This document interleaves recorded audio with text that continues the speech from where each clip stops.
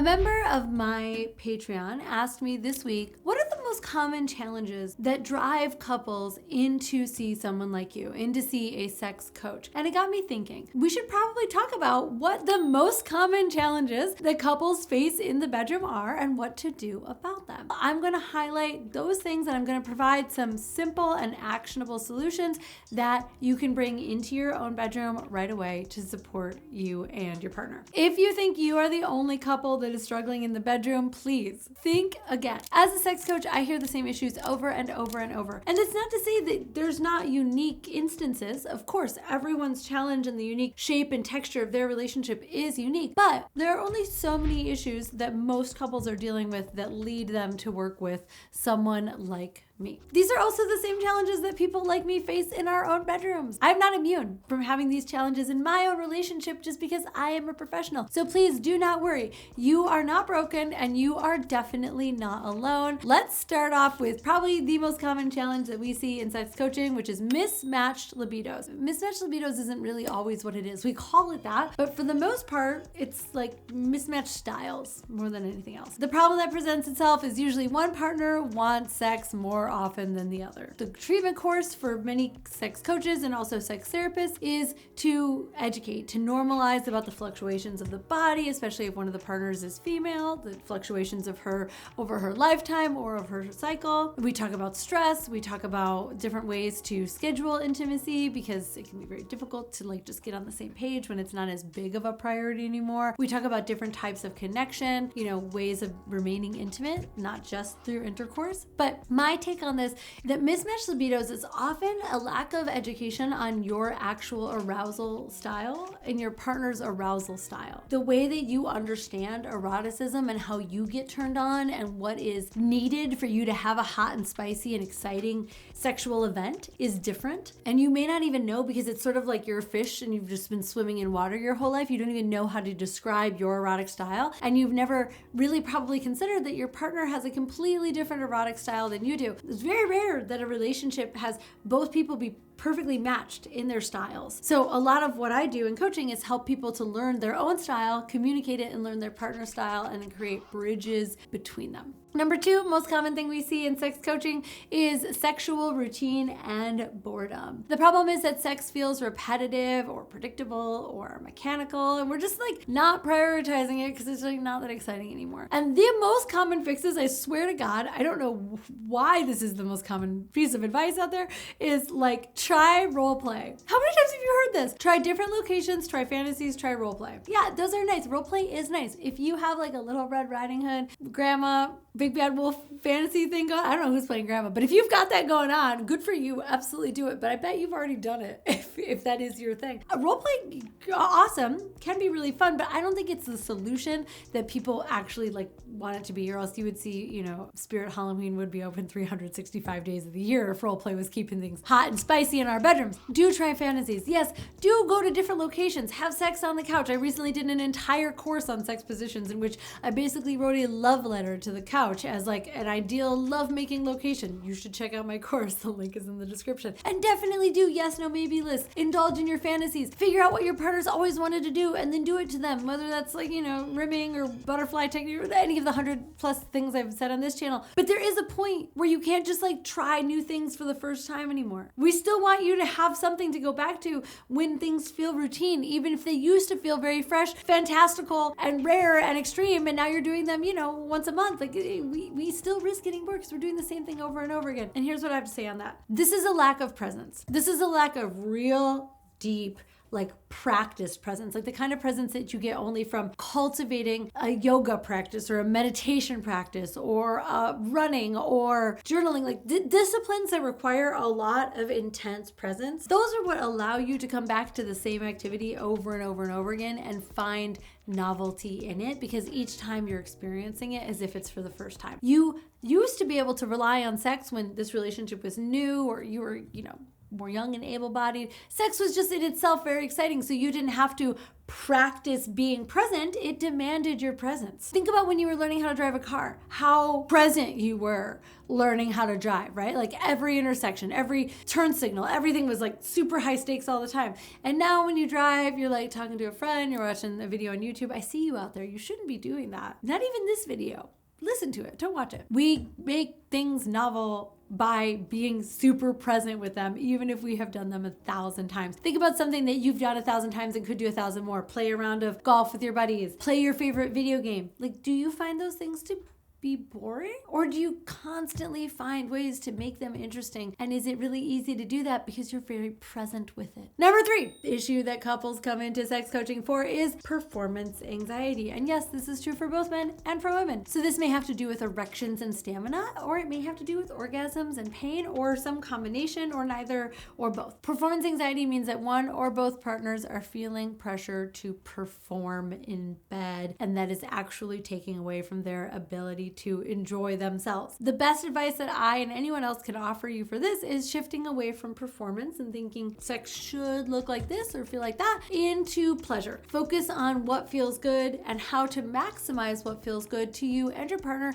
moment by moment. There's a lot more that I could say on this. In particular, my course Come When You Want, which is all about dealing with premature ejaculation through the methodology that I discovered after working with hundreds of clients. It involves breath work and mindfulness and communication and self-awareness and all these things. Those can sound kind of like scary and strange and difficult when I just list them off like that. But if you put them together inside a holistic like training program and then just focus on them one piece at a time, and you start to see the results and you start to be able to tune your mind out of feeling pressure and start to tune it into presence, you'll get a whole lot more satisfaction, and so will she. Also worth noting that if she is experiencing pain with sex, that's not normal. 1 out of 4, 1 out of 5 women regularly deal with pain during sex, so we treat it like it's normal, but it's not normal, and you don't have to put up with it, and she doesn't have to experience pain during sex.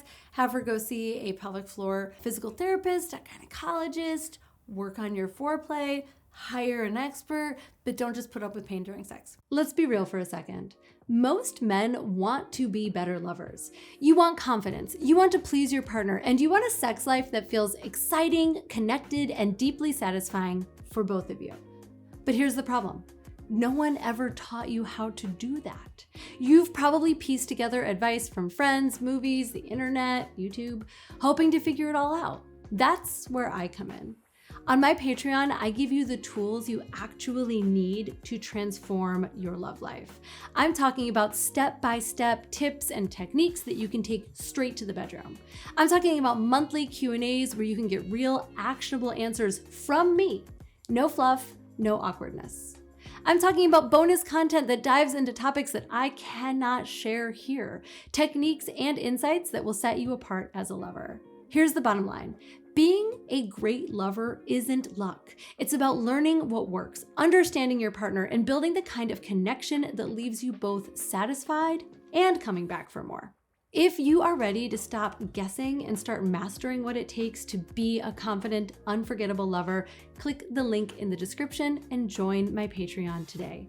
Because a better sex life starts with you, and I'm here to help you make it happen. Number 4 thing that brings couples in, a lack of emotional connection. They say that sex feels disconnected or like it is purely physical. It's purely a physical act in nature. And for this, I say this is really good information. Congratulations on still working to have a physically intimate life. Now is the time for you to build non-sexual intimacy. Intimacy outside of the bedroom. That may require deep conversations. That may require the two of you owning up and clearing out stuff from your past. There may be resentment that lives on inside of your bodies and it's preventing you from crossing the bridge and really being present and connected with one another, because in order to get present and connected, you'd have to clear out all of this crap that's in the way that has been building up for years. Think about this like a storage unit, all right? If you've just been throwing things in the front of the storage unit and you haven't really been organizing it, cleaning it, taking things out, trashing things that you no longer want anymore, it just begins to get to be a bigger and bigger and bigger problem. And pretty soon, something that may have taken an hour for you to deal with is now going to take a weekend or a month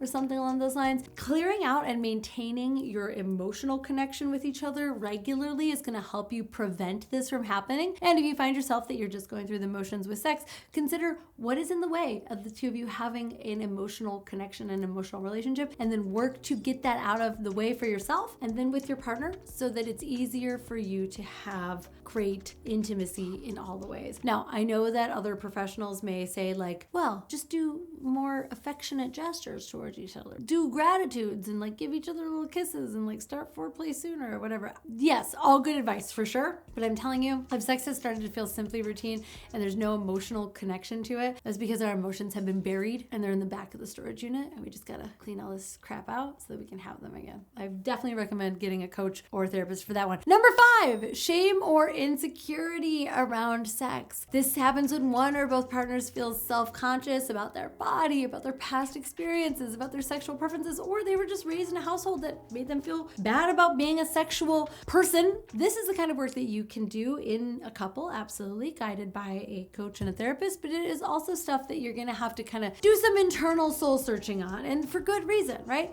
Most of the times that we feel insecure, unless our partner has specifically told us, like, I don't think you're attractive or whatever, in which case that's a totally different video. Most of our insecurities are coming from us. They're coming from like a deeply unsettled place in us. If we feel a lot of shame around our sexual preferences and that didn't come from our partner, that's probably coming from us. If we feel shame that we have or want or need sex in our life, that is probably coming from our family of origin, maybe even our culture of origin. It's not necessarily always coming from a partner. A partner can be a very, very important piece of not just initiating us to go and seek support and seek coaching and therapy, but also can support us in the world of self-discovery that we are going to be on and led through as we are working with a professional. It is really all about giving ourselves permission to recognize that our pleasure, our desire, the things that we are naturally born to do, like procreate through sexual means, don't make us bad or wrong or dirty. I'm saying that like it's a very simple thing to get to. I'm someone who doesn't experience a lot of shame naturally.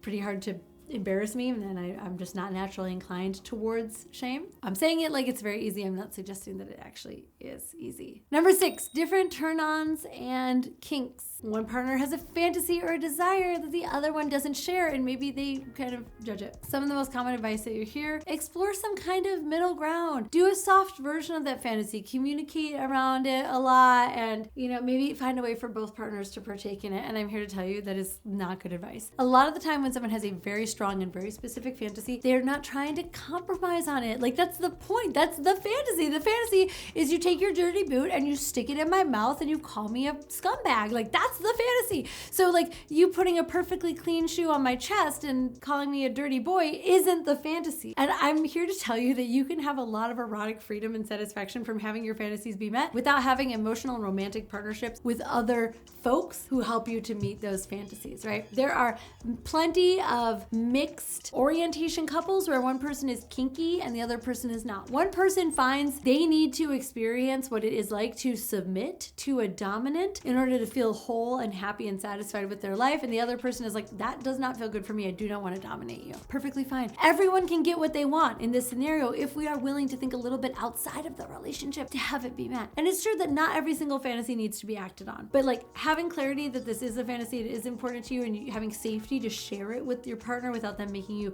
feel bad, wrong, or dirty is what's critical. And number 7, reason that couples come into coaching, or thing that leads them to come into and need coaching, is not talking about sex. Most couples assume that sex will just happen. You will close the door and turn off the lights and then sexy time. And if you are quote unquote meant for each other, then it will just work. It will feel easy. It will feel exciting, and it will never require any sort of communication, especially not with the lights on or outside of bed. And that is just not true. If you want to have a great sex life, you've got to treat it just like any other part of your life. You've got to talk about it. You've got to make it a regular subject of conversation. You've got to spend time thinking about it, maybe even reading about it, maybe even watching YouTube videos or courses on it so that you can get better at it. Because honestly, if you treated cooking and your nourishing your family and meeting your dietary needs the way that most people meet sex, it would be a miracle that anyone ever ate anything other than, like, a standard cheeseburger and fries, which like I'm team cheeseburger and fries, don't get me wrong. But like, of course, if you were eating that in the same way every single day, you would get bored and you would be unhappy and you would be unhealthy. And if you didn't feel like you could talk about that with your partner and be like, hey, do you want to get some salads or like seafood sometime? Like, yeah, of course you would be putting yourself in a situation where you would be struggling and suffering and not knowing how to change things because you may be not even aware that there are all these other options that are available to you without prioritizing having conversation about it. You can learn new recipes. You can go to new restaurants. There's all kinds of stuff when it comes to food, and each of you can have different preferences. One person can love shellfish and the other person doesn't have to love shellfish, and it doesn't mean that we have to end our entire marriage. There is so much flexibility and versatility, and this is what makes sex such a cool subject. That's why I love talking about it here on YouTube and on my Patreon. It's an endless fractal. Like there's no end to the rabbit hole. Talking about sex actually makes it way more fun to have. It doesn't kill the spark. It doesn't kill the excitement. It certainly doesn't kill the mystery. It just fuels those things and makes it better. This has been what leads most couples, very broadly speaking, into come and work with a sex coach like me. If you are interested in working with a sex coach like me, please apply to work with me and my team. The link will be in the description. And maybe while you're down there, write a comment about what has led you and your partner to seek the support of a sex coach if you have worked with one. I'm Caitlin B. Thank you for tuning in. I'll see you here next week.